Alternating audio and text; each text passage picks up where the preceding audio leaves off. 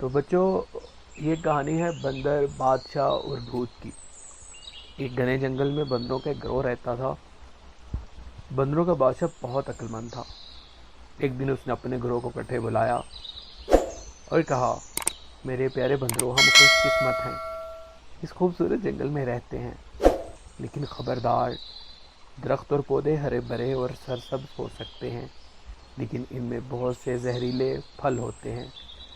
تالاب صاف چمکتا ہوا پانی ہو سکتے ہیں، لیکن ان میں سے ایک میں بھوت رہتا ہے، اس لیے میں پہلے مجھ سے پوچھے بغیر کچھ نہ کھاؤ اور نہ پیو۔ اگلے دن ایک بندر کو پیاس لگی، اسے بادشاہ کی بات یاد آئی اور اس سے بات کرنے چلا گیا۔ بچے، فکر نہ کرو، بادشاہ نے کہا، میں تالاب کی چھان بین کروں گا کہ یہ محفوظ ہے۔ جب وہ تالاب کے قریب پہنچا تو اس نے دیکھا کہ بڑے بڑے قدم اندر جا رہے ہیں لیکن باہر نہیں آ رہے۔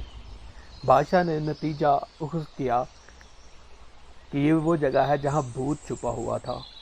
سب بندر رونے لگے اس فکر میں کہ پانی کیسے پئیں۔ بادشاہ نے اسے تسلی دی اور بھوت کا مقابلہ کرنے چلے گا۔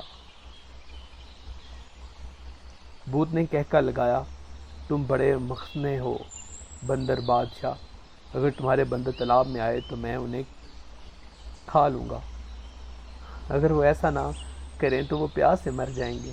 بادشاہ نے سوچا، مجھے کوئی حل تلاش کرنا چاہیے۔ اس نے اپنے بندر سے بانس کے ٹکڑے جمع کرنے کو کہا۔ کھوکھلی بانس کی چھڑیوں کو آپس میں جوڑ کر اس نے بڑا پائپ بنایا جو تالاب کا پانی چوستا تھا۔ بندر اپنے دل کی خواہش کے مطابق پینے کے قابل تھے۔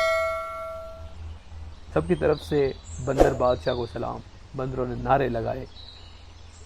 وہ بھوت جسے بندر بادشاہ نے اپنی سمجھداری سے شکست دی، وہ لمبے چہرے کے ساتھ تالاب میں واپس چلا گیا۔